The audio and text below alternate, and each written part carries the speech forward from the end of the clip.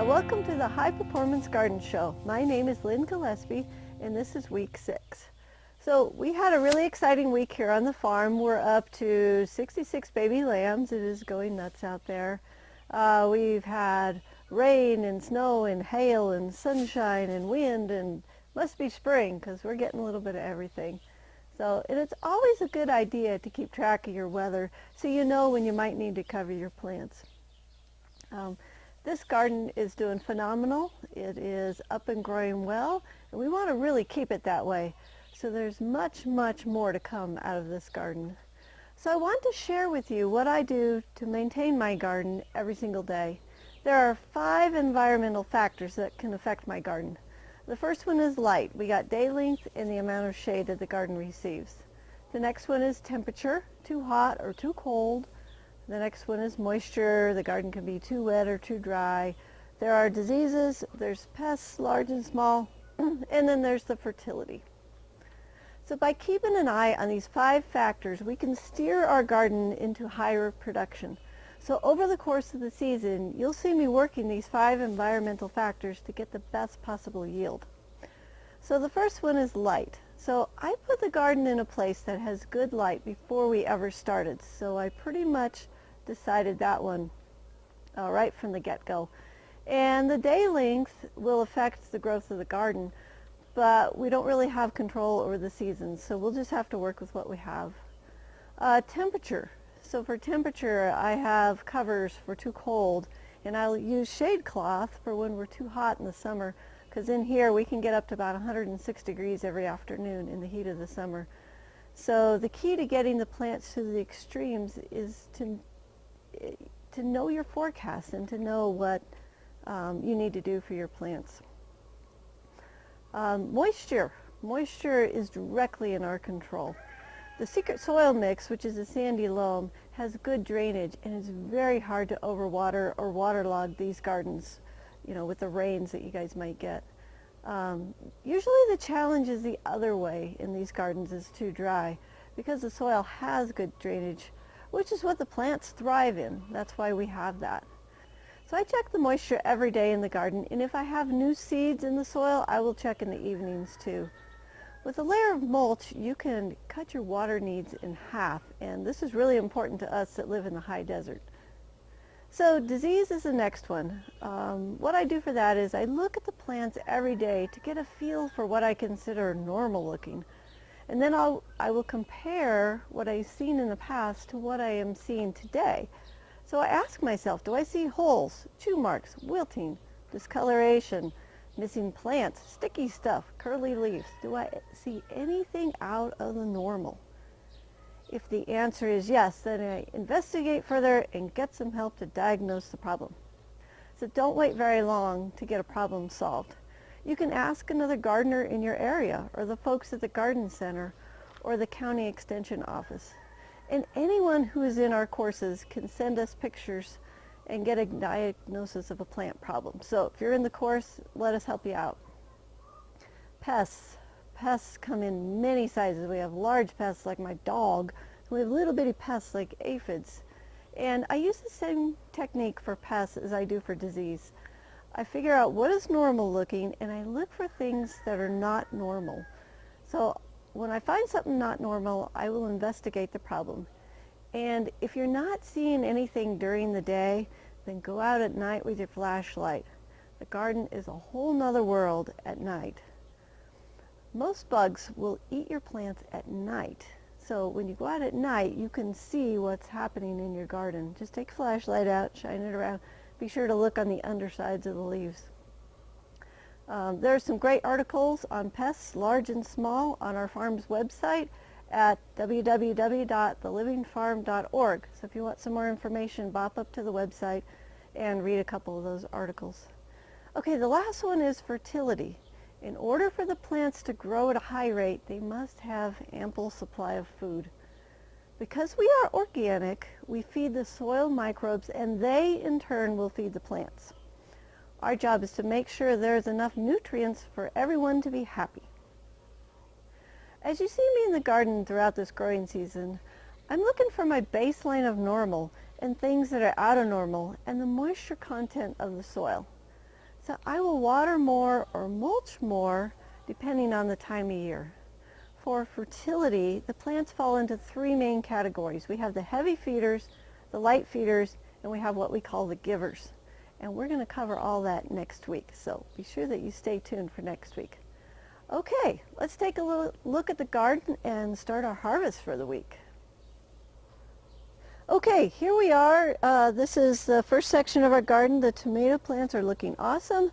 I see flowers open on that tomato plant in the front there.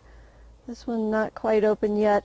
So as I'm looking at the tomatoes, I'm looking for what I call my normal. I'm looking for chew marks, holes. Tomatoes get aphids in the spring, so you want to look on the back sides of the leaves. These are spotless, but you do want to look on the undersides because that's where the bugs like to hide. Yeah, we're looking really good. Down through the center here is our spinach, and we are actually ready to harvest some spinach. So I got my picking basket. Now on the spinach plants, there's what I call the baby leaves, and they're down at the bottom of the plant. They're down in here, and they are a little bit thicker in texture and a little smoother.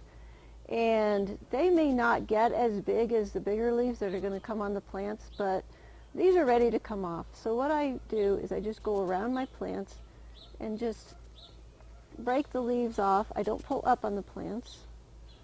And I'm just going to go around in a circle around the base of the plant and pick all the leaves that I feel that are ready. And that will be our spinach harvest. I leave the center of the plant so that it can grow more leaves. Because if I destroy the crown of my plant, then the plant is done. So I want to keep these going for as long as they will go. Spinach usually, 8 weeks is good for a crop before it bolts. So I want to be sure that I'm protecting the center of my plant. Okay, these last few leaves of spinach here. Hey, what's that? Hi, little fella. We have a visitor to the garden today. Oh, look at this. Look at this gigantic toad. So cool. So this is a really good sign that I have a good microbial base going, because the microbes, they create food for the arthropods. The arthropods feed the toads and the snakes. So this building is actually crawling with snakes, which creeps me out. But we have our toad. Now, all the toads on the farm are named Maurice, because it's just easier to keep track of them if they all have the same name. So here's Maurice. He's visiting today to our garden.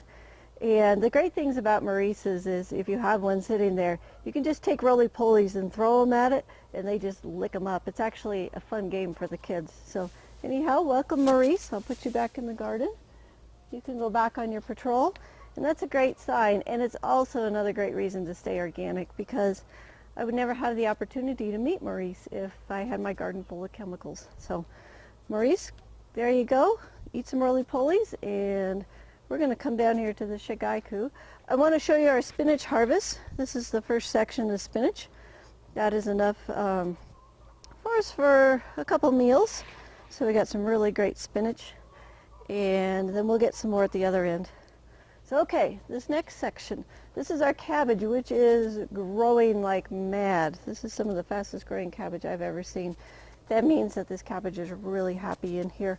What I've noticed over the years is every year the garden gets more fertile and more productive. And some of my oldest gardens are 29, 30 years old, and they are just still steaming ahead. They're amazing. So this is actually our third year in this particular garden, and this is the best that I've ever seen it look. So go cabbage, go. Okay, the next plant we want to harvest is our shigaiku.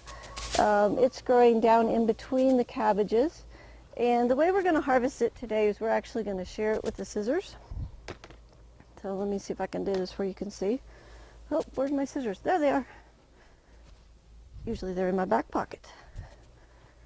Okay, let me come around to the front. Just give you an example of how we want to shear. Okay, let's use these little plants right here. So some of the plants, like the spinach, we just pick the leaves around, and these plants we can actually just trim them off. What we want to be sure is that we don't damage the crown. So I'm going to take a look at this plant, And right in here is the crown. This is where the roots meet the top and the plant spirals out. So I want to cut it above the crown. So I want to cut this like right here, because my crown is right here. And so I can just trim that, and that can go in my basket. And I can just come through and give these plants a haircut. So what I want to do today is I'm going to cut half of our shigaiku and put it in the basket. And I'm going to save the other half to cut next week. So what'll happen is we'll have half of it this week and half of it next week. And it's a great way to control the harvest. So we don't have too much, but yet we have some every week. You could go around and pick the individual leaves like we do on the spinach, but I just find it a little faster just to cut them with the scissors, as long as I'm not hurting the crowns. Oh, this cabbage is amazing. 2 weeks it might be growing over the top of the shigaiku, which is fine, because the shigaiku was just a filler crop, just something to give us a little food while we're waiting on the cabbages. As far as I know, this is one of the main ingredients in chop suey. So if you like to eat chop suey, then you might want to grow some of this stuff. I just like it just sauteed with a little garlic butter or some olive oil and some garlic. It's an amazing dish. Pretty good raw too. You can just eat it straight out of the garden if you want. That one's a little flat because there was a toad sitting on it, but it'll recover.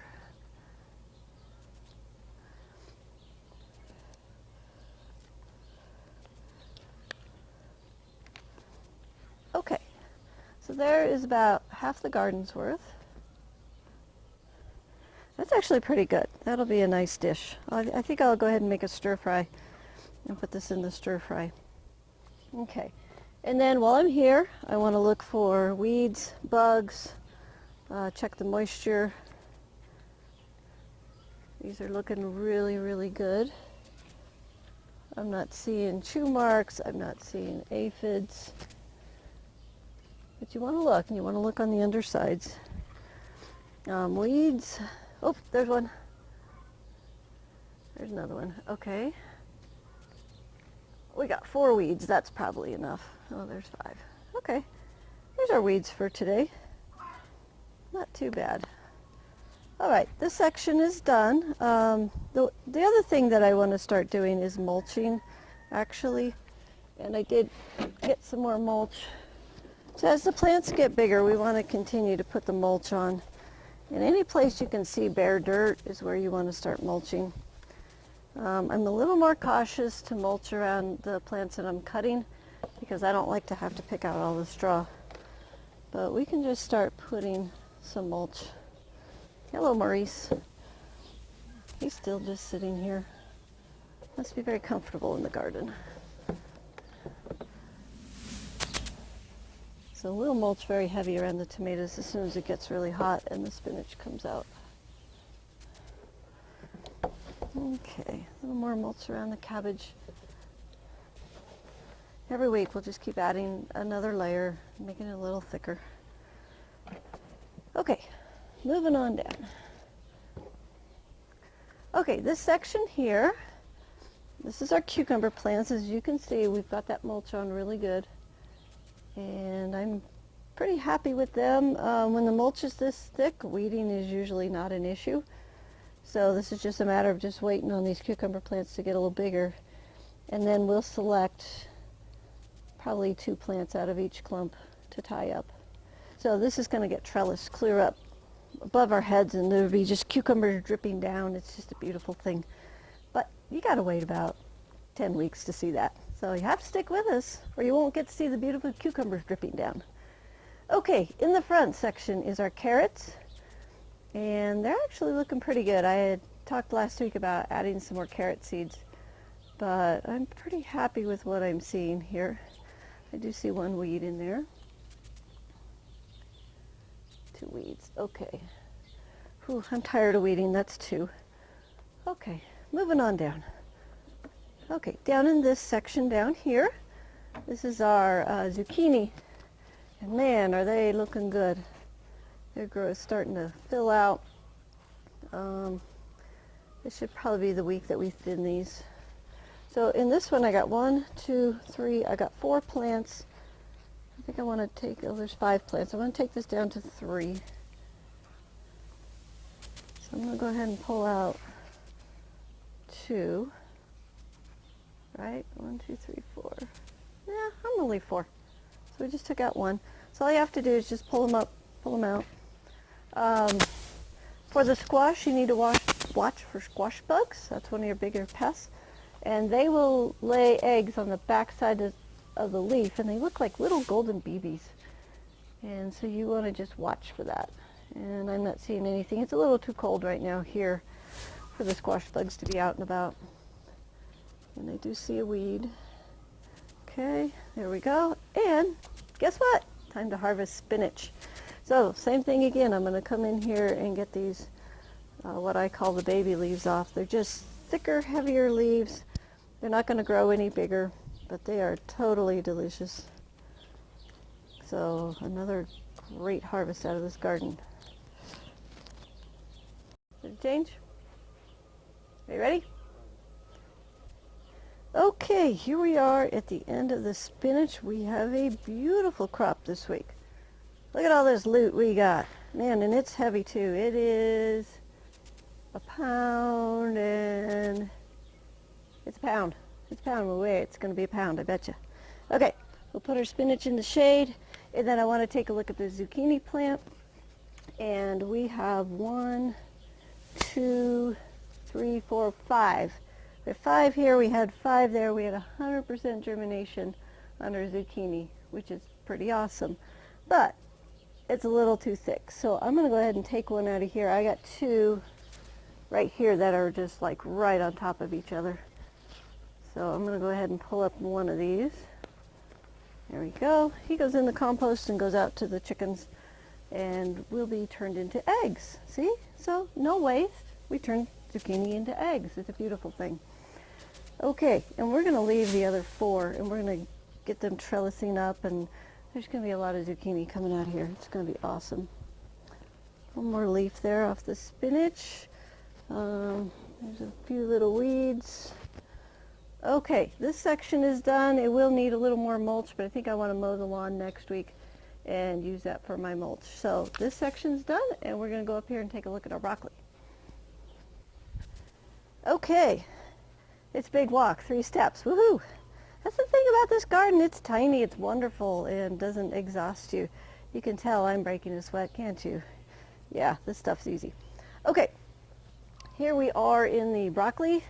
There again, I want to look for bugs, cabbage loopers, which lay little white eggs on the back sides of the leaves. I'm looking for aphids, and we are looking really clear. I want to do this every day, you know. Just come out here, spend some time with your plants. It's really soothing. You get to enjoy their beauty, and then you get to patrol the garden for any pests that might be lurking. We don't want anything lurking.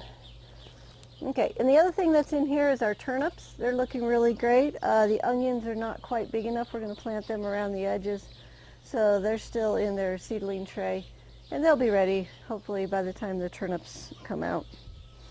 I found one little weed here, and that's about all we need there. Coming down to the next section here, this is our kale. And the kale, I actually like to eat the leaves when they're this little. The kale leaves that are this big to me are very obnoxious and very chewy. At this stage, they're very tender and young and delicious. And we're going to go ahead and get us a harvest because I know how fast this is going to grow. I'm going to go all the way around these plants. I hear the wild birds outside. The farm is an amazing place for birds. Sometimes we just stop and listen, and we'll hear 5 or 6 different bird calls. Lots of songs. It's awesome.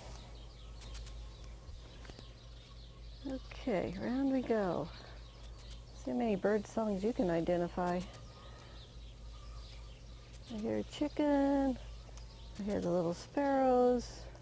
We get hawks, we get eagles, there's meadowlarks, we have snipes, and sometimes loons and geese, and yeah, it's a lot of fun. Ducks, we have ducks too, wild ducks.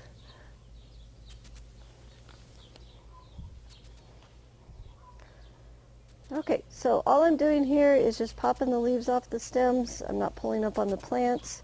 I am not damaging the crowns, so I can come back and harvest this again next week. And believe me, there'll be plenty. Okay, there's our kale for the week, and that's enough for a meal, so thank you, kale. Put that in the shade.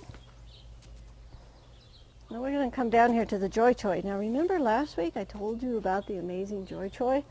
Look at this stuff go.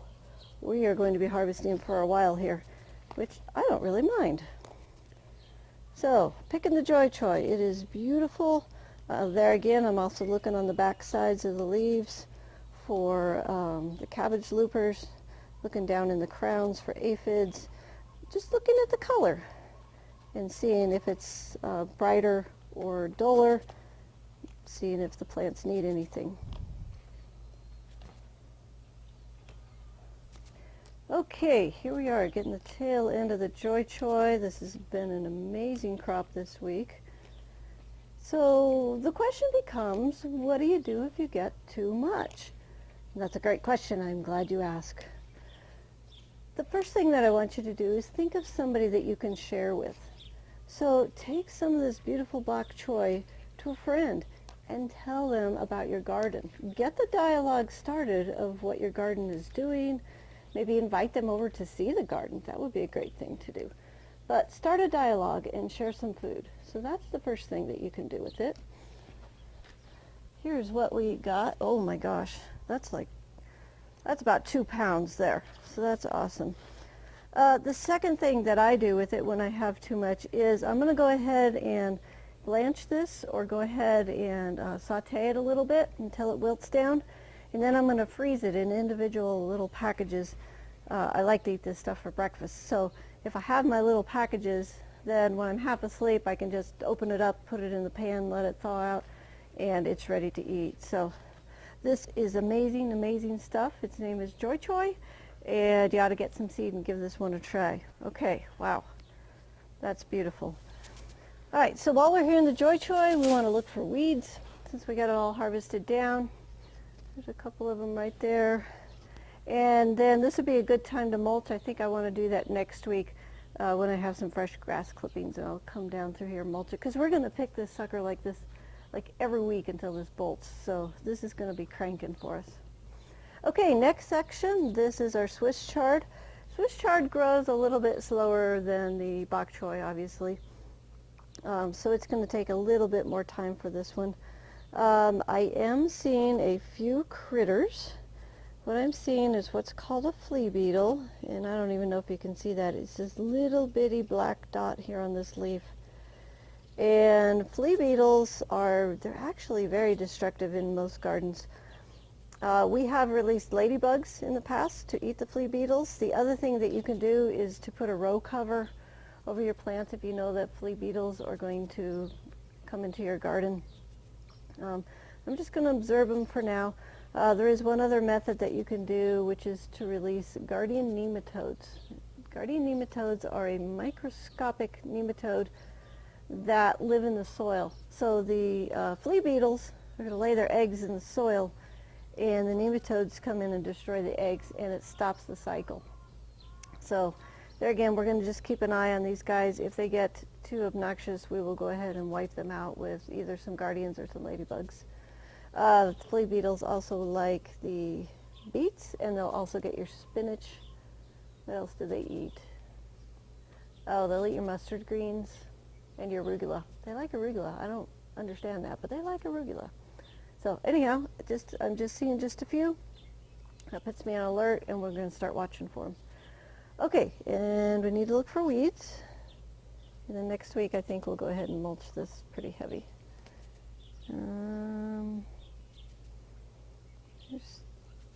Okay, 4 weeds. Nah, that's probably enough. Ooh, I see a big one. I see a big one. I'm going to get it. Reach way over here. Oh, there we go. And a little one. Okay, whew, we're weeded. That was hard work. Next section, down here in our beets and our winter squash. So I got one squash here, one just poking up right here. There's one there. So I think what I would like to do is just to put in a couple more seeds. just in case. I brought my seed pack out. I'm going to put 2 seeds in each hole, and then we'll thin that down to 1. This is our butternut squash, which is awesome. Okay, the beets, we thinned those last week, and I just finished the bag this morning for breakfast. It was great, all of our microgreens. And I'm just going to pull up a few weeds. That comes from the irrigation water. Get some weed seeds, and sometimes maybe from the mulch. But we never let them go to seed in the garden, because that's just asking for trouble. Okay, there's just a few weeds there, and then I want to look at my squash up here. Oh, look at that one. That one's getting really big. Here, let me move this bucket. That's a bucket of mulch. That one's getting really big. That's a nice one. I got one here, and then I don't see these. So I'm going to put in 3 more sets. Just a little hole and 2 seeds per set. Sometimes they don't come up if the soil is too cold. So once in a while on the warm weather plants you have to try more than once. And that's fine because we have plenty of season left. Just cover those up, and then when I water the garden, those will get watered. Let's see, I'm looking for just a couple of weeds. There's a few there. I saw a few here. There's one right there. Okay. There again, I think I will go ahead and mulch this next week with my grass clippings. And that section's good to go. We should have some beets to eat in about 3 weeks or so. Okay, this is our last garden bed. My bucket of mulch again. I always keep a bucket around so I can mulch whenever I want to. Okay, let's start up here in the front. This is our baby lettuce, and it has come up quite well. I got quite a few in here. Those are just coming up. So I'm going to leave this section alone, and I'm not going to weed it, and I'm not going to touch it until those lettuce plants get just a little bit bigger. And then we'll get in here and we'll spread them out to where they're 3 inches apart. I don't like them any closer than that because then we don't get good production. Back in behind here, whoops, sorry little guy. This is our turnips. There's just a couple of weeds here. And the turnips are just starting to form. I don't know if you can see in there, just starting to form just the little balls like that. Here, I'll pull one up for you. Oop, I pulled 2 up for you. There we go. So you can eat them at this stage if you like. They're ready to go anytime. This one's a little bit tiny. And you can eat the whole top. You can eat the whole plant, start to finish. I like to cut the root balls off and eat those like radishes. You can also slice them and saute them.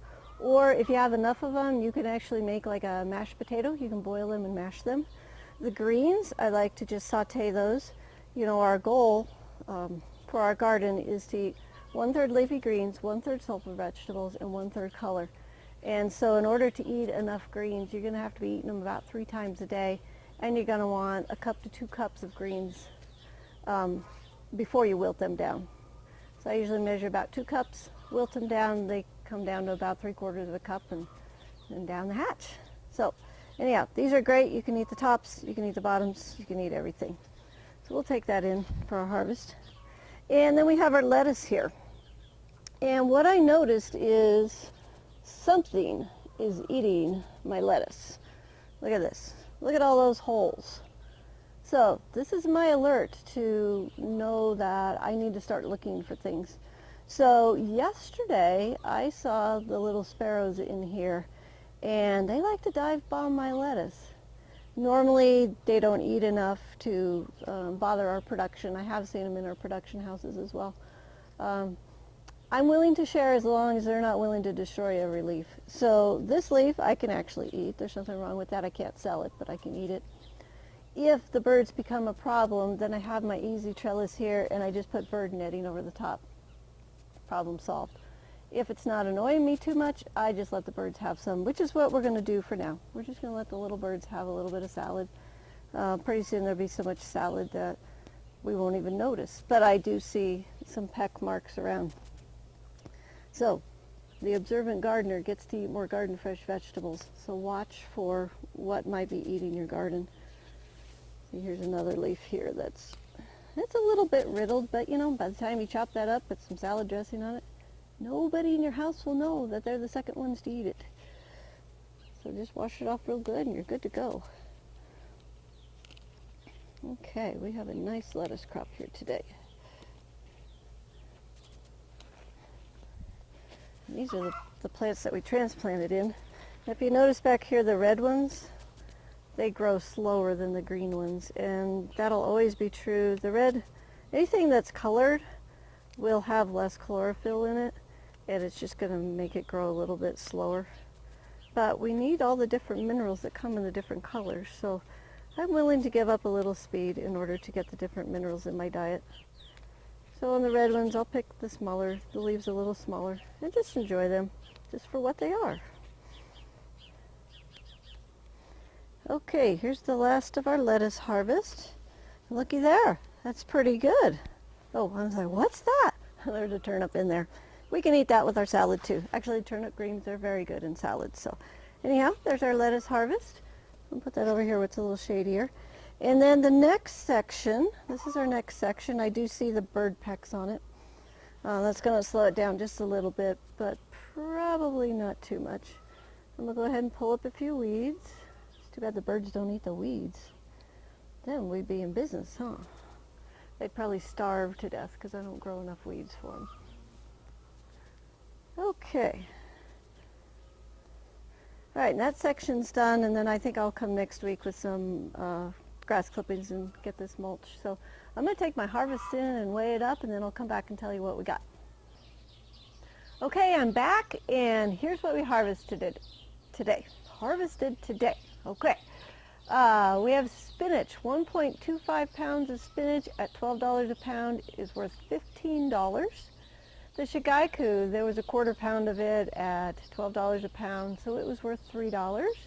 The kale was 0.13 pounds at $6 a pound, so we had 78 cents for the kale. Woohoo! Joy choy, we had 1.56 pounds at $6 a pound, so we had $9.36 for the joy choy. And the lettuce, there was 0.35 pounds at $12 a pound, so we have $4.20 for the lettuce. So our total this week was $32.34 for the produce. So that's really good for just being 6 weeks into this garden. So my garden gives me so much more than just amazing food. The fourth gift that my garden has given me is adventure. There's never been 2 days alike in my garden, and there has been many days of wonderment, amazement, of triumph, and tragedies. And the garden is a world unto its own with a new adventure every day. Okay. So go and get your garden started so you can have an adventure too. The best way to get started is to find your zone and then go see the What We Can Plant Today chart and see what you can grow. If you're not sure where to start, then jump into a course. From there you'll have all the instructions you need and you'll have access to me, your garden coach. I can answer your questions and help you get back on track if you ever get lost. So if you're enjoying this garden show, do us a favor and send the link to a few friends that you think would like to watch the show and learn to grow amazing food too. The beauty of this garden system is that you don't need to be rich, you don't need to be super strong, and you don't need to have a lot of time. You just need an education and a willingness to give it a try. So who do you know would love to garden this way? Give the gift of gardening today to your friends and share this link to the show. So until next time, may your garden be easy, fun, productive, and always organic.